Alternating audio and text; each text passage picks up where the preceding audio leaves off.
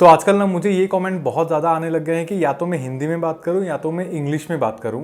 But मैं आप लोग को ये चीज़ बताना चाहता हूं कि हिंदी या इंग्लिश ये दोनों ही ना मेरे फर्स्ट लैंग्वेजेस नहीं है। मतलब मेरे थिंकिंग लैंग्वेज हिंदी भी नहीं है एंड इंग्लिश भी नहीं है।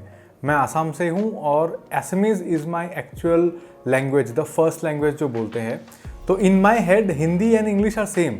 तो मुझे पता नहीं चलता है कि मैं कब हिंदी बोल रहा हूँ कब इंग्लिश बोल रहा हूँ।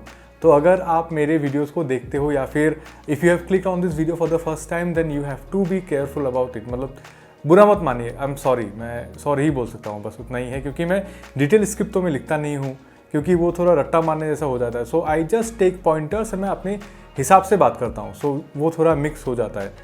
सो I am sorry for that, I hope it's fine for you. But जैसा भी है, कंटेंट की कोई कमी नहीं है। आज भी मैं आप लोगों के सजेशन से ही 3 क्लिप्स लेके आया हूँ। 3 चीज़ों के बारे में बात करेंगे। So stay tune. तो आप लोगों ने एक गाना तो सुना होगा, अगर पूरा गाना आपको याद नहीं भी होगा तो एक ये जो क्लासिक ट्यून है ये तो आपको याद होगा ही होगा। मैंने भी इस गाने को सुना था पर मैंने कभी ना इसका म्यूजिक वीडियो नहीं देखा था। पर आप लोगों में से ही मुझे ये सजेशन आया था इंस्टाग्राम में कि इस वीडियो को देख के इसके बारे में ब्रेकडाउन करने के लिए। एंड जब मैंने आप लोगों का मैसेज पढ़ा तो मैंने थोड़ा सा रिसर्च किया and then I found out some details, मतलब some behind the scene facts. तो हम लोग आज उसी के बारे में बात करेंगे। तो this is basically a political commentary by the singer Jane. उन्होंने थोड़ा पॉलिटिकल कमेंट्री करने की कोशिश की थी but in a fun way. And fun मतलब अगर आप ये वीडियो देखोगे ना तो आपको पता चलेगा कि बहुत सारे फन सीक्वेंसेस है एंड बहुत सारे फन शॉट्स हैं।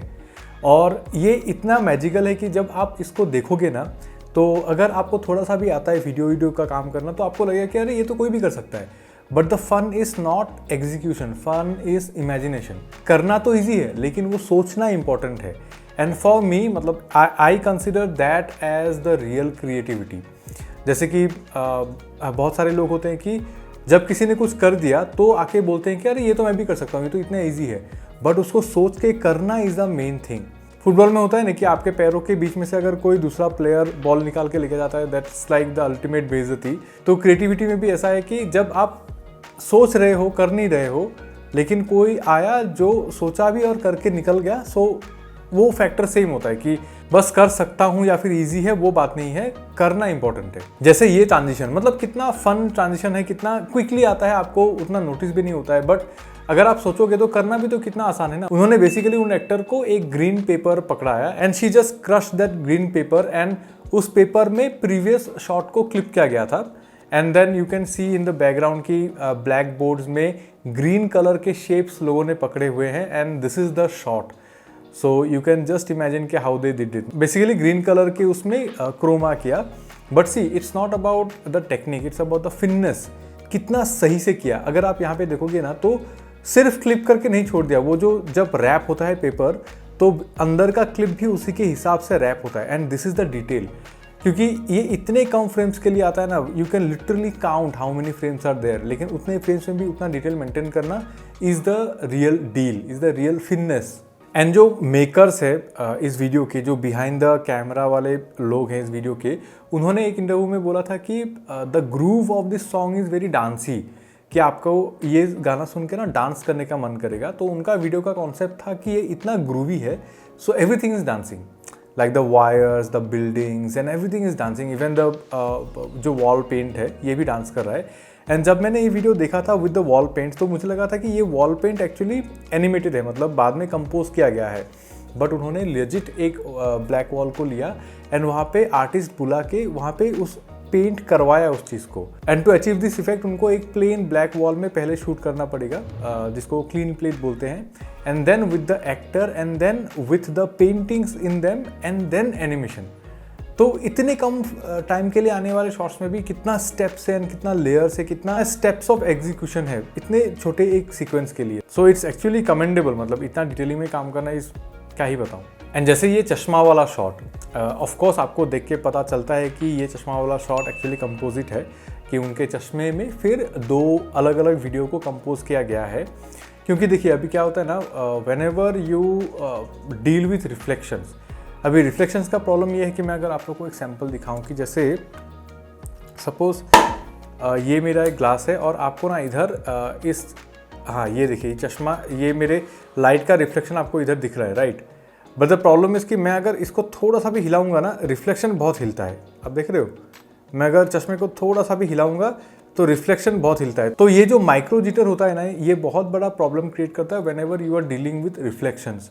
तो डेफिनेटली आपके ब्रेन को पता चलता है कि there some unnatural happening here, but इतना क्लीन काम हुआ है कि आपके ब्रेन को फिर भी ट्रिक कर देता है, कन्विंस कर देता है कि okay this is the reflection you are seeing. And जो दूसरा रीज़न है कि आप ऐसे शॉट को देख के कन्विंस हो जाते हो, वो ये है कि ठीक इसके बाद वाला shot, like the immediate next shot, वो ये है। And this shot is 100% practical, क्योंकि एक एक्टर ने लिटरली एक आईने को घुमाया है so that the reflection falls in it. तो यही होता है ना कि जो हम लोग बोलते हैं ना गुड कंपोजिटिंग, मतलब कि दे केप्ट यू गेसिंग, कि आपको पता भी नहीं चलेगा कि कौन से शॉट में कौन सा टेक्निक यूज हुआ है। That's the magic, that's the beauty, right.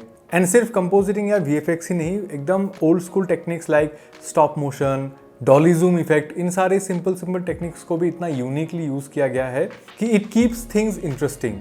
And कुछ इंस्पिरेशंस भी है, जैसे कि this shot is actually inspired from this painting. And उससे भी इंटरेस्टिंग जो मुझे लगा, that is the use of slow mo. जैसे कि आप अगर इस शॉट को देखोगे, शी इज जंपिंग, तो ये तो ऑब्वियसली हाई फ्रेम रेट में है, so that's why it's happening in slow motion.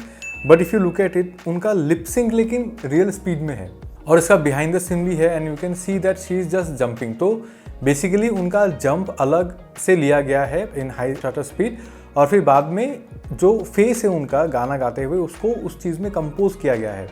और सेम थिंग यहाँ पे देखिए, रोप से खेल रहे हैं लोग, बट रोप जो है वो नॉर्मल स्पीड में घूम रहा है, but the jumping kids they are in slow motion.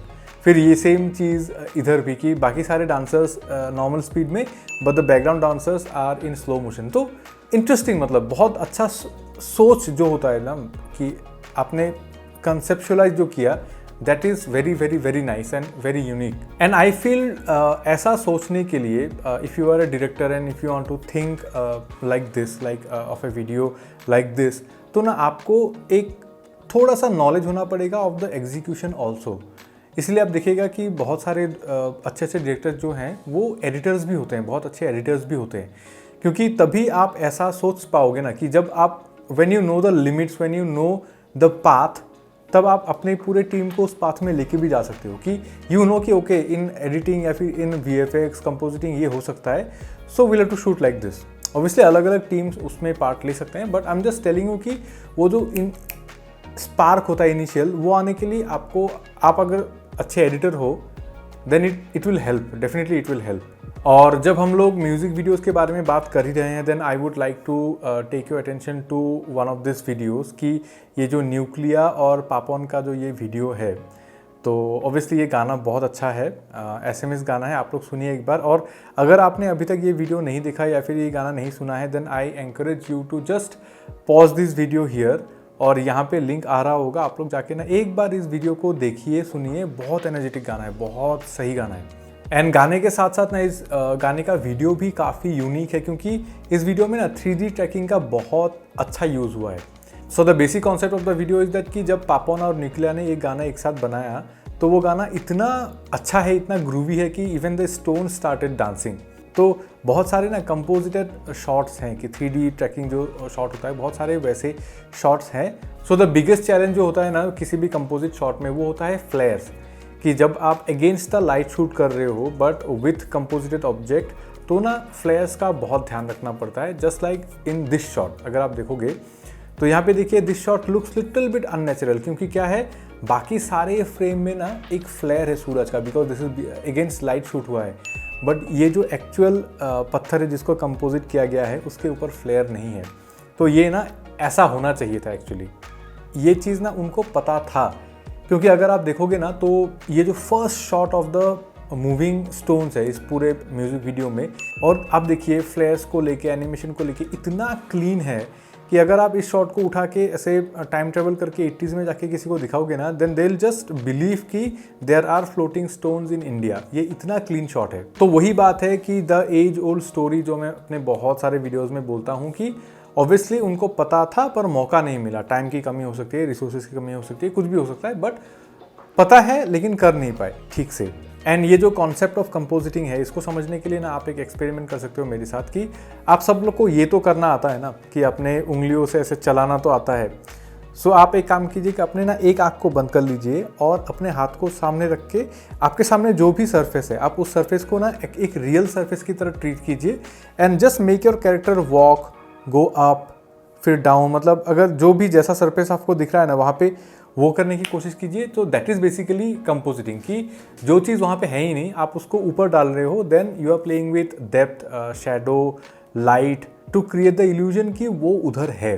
ठीक है, so that's the magic of compositing, जो मेरा दिमाग अभी भी नहीं समझ पाता है कि इट्स सो मैजिकल, कि जो चीज़ उधर है ही नहीं आपने ऊपर बस लगाया है, तो आप कैसे उस चीज़ को इतना अच्छे से पोर्ट्रे करते हो कि डेप्थ क्रिएट करते हो, ऐसा लगता है कि अंदर ही है। So this is like magical, ये एक मैजिकल दुनिया है कंपोजिटिंग जो है चीज़, मतलब the concept of compositing. But apart from visuals, गाना भी काफ़ी अच्छा है। मतलब इतना एनर्जेटिक गाना है कि जब मेरे पास टाइम नहीं होता है ना तो मैं ट्रेडमिल में ये गाना लगा लेता हूँ एंड बाय द टाइम ये गाना 3 बार लूप में बजता है, मेरा 200 calorie burn. So I feel कि आप लोग को एक बार तो ये गाना सुनना चाहिए एंड यू बी द जज बाय योर सेल्फ। एंड अभी म्यूज़िक वीडियो से बाहर आके हम लोग बात करेंगे अथर्वा के पोस्टर रिलीज़ के बारे में, जो मोशन पोस्टर रिलीज़ हुआ था उसके बारे में हम लोग बात करेंगे। तो इसका भी रिक्वेस्ट आप लोगों से ही आया था। देखिए हम लोग मतलब लास्ट वीडियो में ही अभी MS धोनी के बारे में बात किया था, जो अन अकेडमी का ऐड था। तो he is being so active कि उनके बारे में बात करना ही पड़ेगा। He is being in so much media कि उनके बारे में बात करना ही पड़ेगा। बट बात करने से पहले मैं ये बोलना चाहता हूँ कि देखिए, जब मुझे कोई चीज़ अच्छी लगती है मैं उनके बारे में अच्छा बोलता हूँ ऑब्वियसली। जब कोई चीज़ अच्छी नहीं लगती है तो उसके बारे में मैं अपना ओपिनियन देता हूँ कि मुझे अच्छा नहीं लगा, उस हिसाब से मतलब एज ए व्यूअर। तो ये जो अथर्वा का मोशन पोस्टर है ना, ये भी मुझे उतना अच्छा नहीं लगा। समहाउ मुझे ऐसा लगा कि MS धोनी का चेहरा काट के बस उस कैरेक्टर के सामने ऊपर ऐसे चिपका दिया। मुझे ऐसा लगा दिखने में, ऐसा नहीं लगा कि वो एक डिटेल्ड काम है। जैसे जब शक्तिमान की कॉमिक्स निकली थी राज कॉमिक्स में, तो अगर आप वो कॉमिक्स देखोगे ना तो ऐसा लगता है कि मुकेश खन्ना सर को उन लोगों ने ड्रॉ किया है प्रॉपर्ली। तो Shaktimaan was looking like Shaktimaan, ऐसा नहीं लग रहा था कि एक कैरेक्टर के ऊपर मुकेश खन्ना सर का चेहरा लगा दिया, वैसा लग नहीं रहा था। बट यहाँ पे ना वैसा लग रहा है। सो ये मुझे काफ़ी डिसअपॉइंटिंग लगा उस हिसाब से। इस पोस्टर से ना सीखने के लिए बात यह है कि the concept of motion poster, basically वो इस मोशन पोस्टर से सीखने के लिए है कि अगर आप देखोगे तो बेसिकली ये पोस्टर है, right, this is the poster. और अगर आप ये पूरा 1 मिनट का वीडियो देखोगे तो इसी पोस्टर के एरिया से मतलब अलग अलग जोन को उन्होंने जूम कर करके दिखाया है with sound and effect using the puppet tool. तो it creates the illusion of motion. तो that's actually basically the motion poster. And जब ये जूम शॉट्स आते हैं तो वहाँ पे with the zoom in thing आपको वो साउंड से भी इल्यूजन क्रिएट करते हैं कि if you are watching that thing. तो ये सब कुछ चीज़ें ना आप इस मोशन पोस्टर से सीख सकते हो। बट ओवरऑल ठीक है, बहुत अच्छा आर्टवर्क है, म्यूज़िक तो बहुत सही है, म्यूज़िक बहुत सही है। But my only issue is that कि ऐसा लगता है कि MS धोनी का चेहरा किसी दूसरे कैरेक्टर के ऊपर फोटोशॉप करके लगा दिया, वो भी मतलब सिर्फ ये पार्ट, ऐसा मुझे लगा पर्सनली। तो that's what I felt about this motion poster. क्योंकि आप ही बताइए, थोड़ा तो अननेचुरल लगता है ना इन अ व्यूअर्स आईज। तो एनीवे गाइज, आज के लिए बस इतना ही। आई होप कि थोड़ा क्विक वीडियो रहेगा शायद, मतलब 22 मिनट का तो रिकॉर्डिंग है तो शायद 15 मिनट का वीडियो बनेगा। I hope it was worth 15 minutes of your day. I hope कि आपको कुछ सीखने के लिए मिला। And if you like this video, hit the like button, don't forget to subscribe, क्योंकि आप लोगों में से बहुत सारे लोगों ने अभी तक सब्सक्राइब नहीं किया है। Please subscribe to this channel if you want to see more of this content, if you like watching this kind of videos. So this was Shamim, you are watching Kiba Kibi. See you in the next video.